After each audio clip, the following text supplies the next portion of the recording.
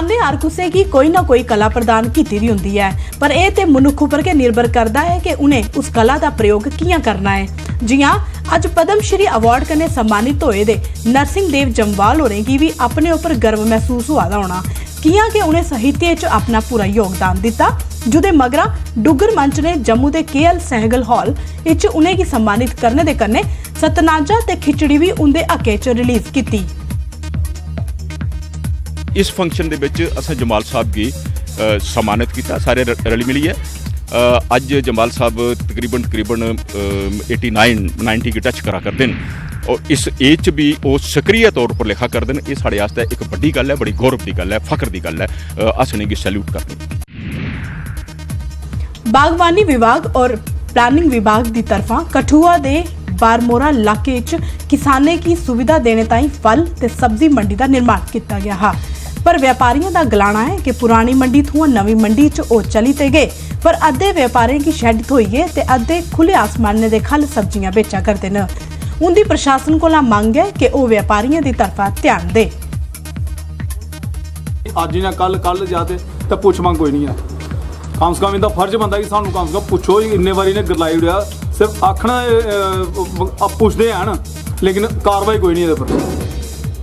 जां तो इन्होंने हल करन तो जां सानू दसन नहीं होंदा ते अपना इंतजाम कर लिया वापस लेने। और गला फिर की करना इस मंडी काम करना है, ध्याड़ी लाना है, कोई लोगों ने लड़ना नहीं झगड़ना नहीं। ये तो कई बंदे चोरियां हुई, एक बंदे थोड़े कई बंदे चोरी डंगर आते हैं, नुकसान होंदा, हर बंदे नुकसान होंदा। और किन्ने दिन चाल चलनी काम करने दिहाड़ी लाने इन्हें नुकसान होने तो कुत्तों बनने 1200 1000 रुपये पेटी चुकोई जाती है गाड़ी। असी रहते हैं रात इतने कोई आया बाहर का बंदा कोई मारे पीटे कोई नशेड़ी आई है, असी के कहने सर ये समस्या है साढ़े को।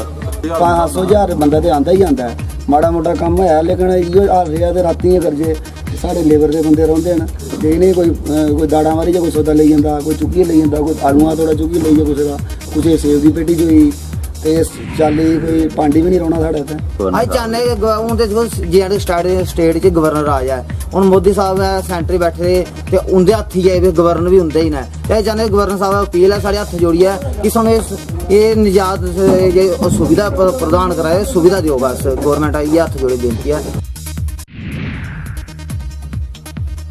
पुंछ दे MHDAV पब्लिक स्कूल प्रांगण which open inter school they taekwondo championship 2019-20 शुरू कराई, जुदे विच लगभग 200 खिलाड़ियों भाग लेता। चैंपीयनशिप का उद्घाटन करते हुए जिला विकास आयुक्त पुंछ राहुल यादव होरें गलाया कि खेल केड़ा भी हो बच्चे की उहदे च भाग लेना चाहिए।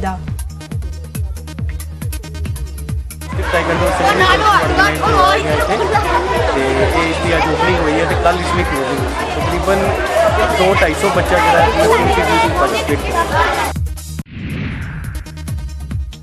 राजौरी के बार्डर इलाके च रोने वाले लोगों की अपने के घरें च रोने की मुश्किल आवा करती है। आए दिन पाक की तरफा बार्डर पर गोलाबारी होंदी है, जिसे देखते हुए सरकार ने लोगों वास्ते बंकर बनाने का ऐलान किया है, पर लोगों का गलाना है कि बंकरे का काम तो शुरू हुआ है पर बंकर अज तक बने कोई नहीं। सरकार कन्ने अपील करते हुए लोगों गलाया कि उन्हें की अनदेखा नहीं करो और तोले के बंकर की मरम्मत की पूरा करो। नसल एक बंकर कोई इस गांव में है, अग्गे कुत्ता बंकर नहीं, खुद 6 नंबर वार्ड च बंकर कोई भी नहीं। असें बहुत ज़्यादा दिक्कत बंकर नहीं आई, बंकर ना लारा लाया। अज असें राजनाथ साहब आए सन, उन्होंने बड़े वादे किए सन, लेकिन उन्होंने अज तक कोई सा गरीबां ने वार्डर एरिया ने तारोबार रहने लोगों ने अज तक कोई सुनवाई नहीं की उन्होंने। गौरमेंट बलेसा गंडोह के SDM प्रीतम लाल थापा होरें पुलिस कन्ने रलिए अवैध रूप कन्ने बना करदी शिड़के का काम बंद कराया। यह शिड़क ठाठरी किलोतरा ते बटियास चिली ग्रां वास्ते बना करदी ही। ग्रां दे लोके SDM ते पुलिस का धन्नवाद करते हुए गलाया कि अवैध रूप कन्ने जिथे भी कोई निर्माण कार्य हुआ करता है उत्थे जाइए इहे जे कदम सराहनीय है।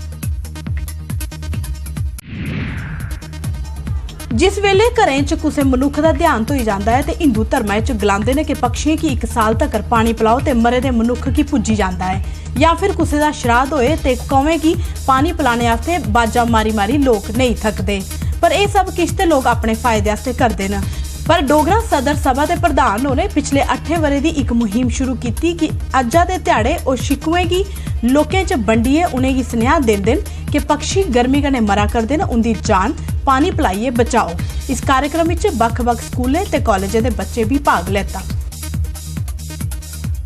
और इस दिन अस शिकू और प्याले बड़ी तादाद बंडने और लोकें आखने कि आ तुस ले जाओ अपने घरें आस पास चौराहें दे विच बगीचें दे विच ये दरख्तें कन्नै टंगो या दीवारें दे उपर रखो और रोज़ पानी पाओ ताकि पक्षी रह नहीं मारे। ये क्या करना है, अपने घर दे कोठे उपर जाना है, उत्थे कोई ना कोई पुराना भांडा या मिट्टी का कोई भांडा जिहदे च पानी ठंडा रहिंदा है ਉਹ ਲਈਏ ਉਹਦੇ ਚ ਪਾਣੀ ਭਰੀਏ रोज़ सवेरे रखी ओड़ना है, तो रोज़ उसे चेंज भी करना है ताकि पक्षियों की गर्मी कन्नै पानी कन्नै मर नहीं जान। डिस्ट्रिक्ट पुलिस सांबा की तरफा गुड़ा सलाथिया स्पोर्ट्स स्टेडियम विच बैडमिंटन क्रिकेट ते वॉलीबॉल के खेलों का आयोजन किया गया हा ते अज उन्हें खेलों का अंतिम ध्याड़ा हा जिहदे विच मुख्य परौहणे SSP सांबा कौशल शर्मा होरें गलाया कि बच्चे का कीमती समा होने के बाद भी अगर वो खेलें च भाग लैंदे न ते इह तारीफ की गल है। डिफरेंट एज ग्रुप के जितने भी यहाँ पर प्लेयर्स थे वो इसमें पार्टिसिपेट कर रहे हैं। आप देख रहे हैं यहाँ पर बैडमिंटन के मैचेस भी हो रहे हैं, वॉलीबॉल के मैचेस भी हो रहे हैं और क्रिकेट के मैचेस भी हो रहे हैं और बच्चे इस चीज़ से काफ़ी खुश हैं क्योंकि पढ़ाई के साथ साथ खेल कूद का होना बड़ा ज़रूरी होता है जो उनकी जिस्मानी सेहत के लिए भी ज़रूरी है और अगर जिस्मानी तौर पर बच्चे ठीक होंगे तो ज़हनी तौर पर भी जाहिर सी बात है वो ठीक होंगे।